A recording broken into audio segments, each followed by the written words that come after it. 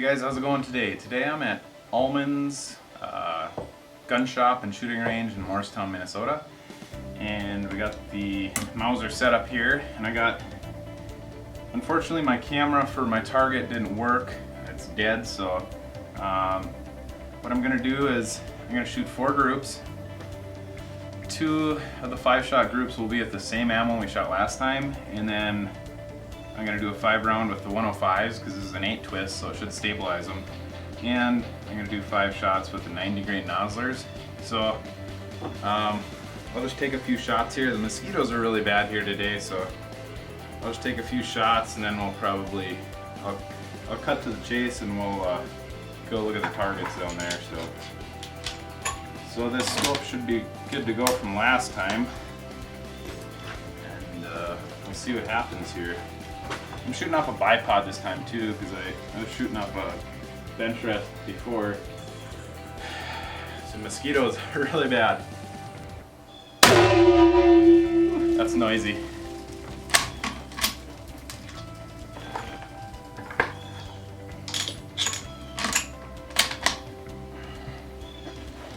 I don't have the most sturdy rest here, but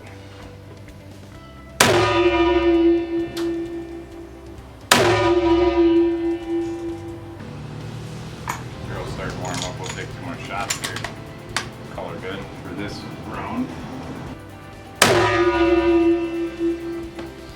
Not looking good. Alright, last shot here.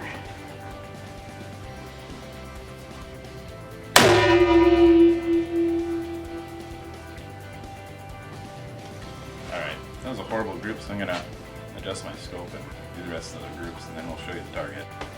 Alright, so I shot all my groups, now I'm going to shoot one of my other rifles. This is a 243-06 that I built. I'm gonna shoot, I got it sighted in, so I'm gonna shoot 5 shots in a little group and see how well it does.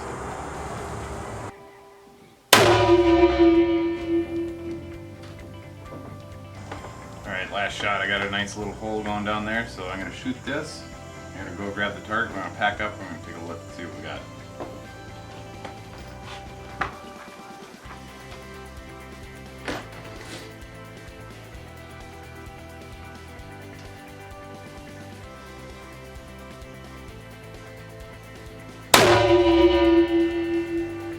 Good. I'll pick everything up and I'll show you the target. Alright, so here's the horrible results we got. It just goes to show when you try to improve something, it doesn't always work out. But there were probably a couple factors working into play here. So these 2 groups were the first time we shot it, before we did the crown. And then, let's see.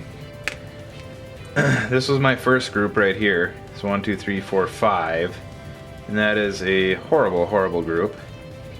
And then I started up here, I took 2 shots, I let it cool down a little bit, and then I took 3 more.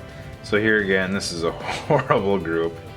I got a lot of stringing, or vertical, and that might have been because my barrel was heating up, but I was progressively going down, so I don't know. Same thing here. So these were 85 grain Sierras. This is 90 grain nozzlers. 1, 2, 3, 4, 5. Same thing, not very promising. But down here, we got these were the 105 AMAXs that I loaded up, some Hornet A's, and they actually shot pretty well. And my barrel was getting pretty warm too, so I might have tried to work this a little better. But I got 2 right here, and these 2, and then I had 1 that just went out off to the side.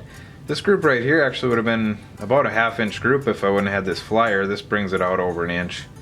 But there's some promise there. I might speed that load up a little bit because it's kind of a mild load with those 105s.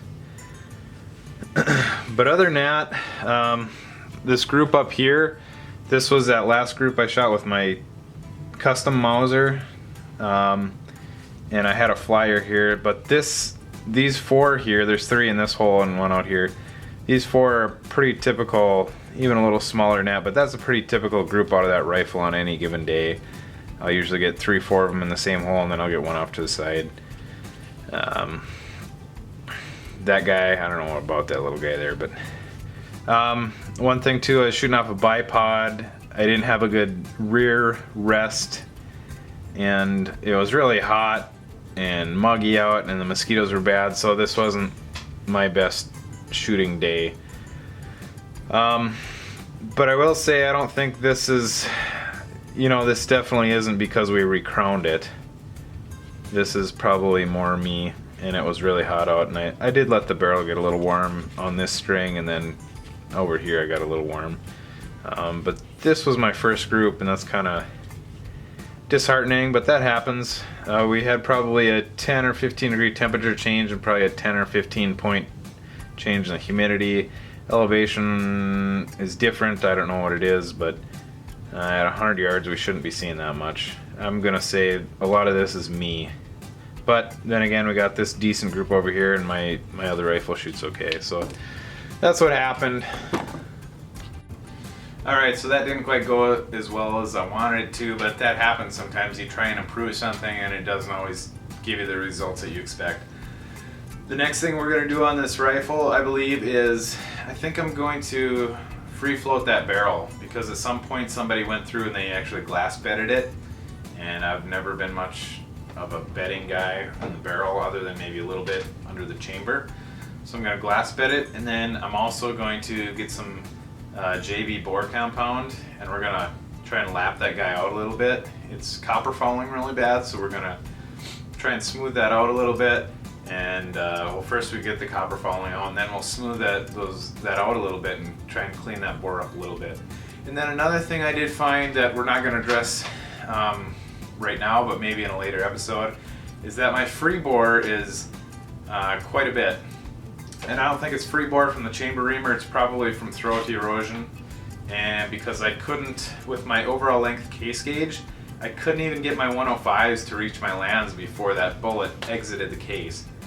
So I'm pretty sure, and I don't have a bore scope, but if I had a bore scope I could just check it and it'd tell me definitively. So with all that extra free bore, I figured it's about 250 to 300 thousandths past where it should be. So what we might end up having to do is we might do a chamber setback on this guy, and I might even change it to a different caliber or cartridge. I'm not sure yet, but we might just leave it as a 243 because it's a decent round. But in order to get rid of that, you got to set it back. That's about the only thing you can do with a used barrel. So next, we're gonna channel that guy out and lap it. So hang tight.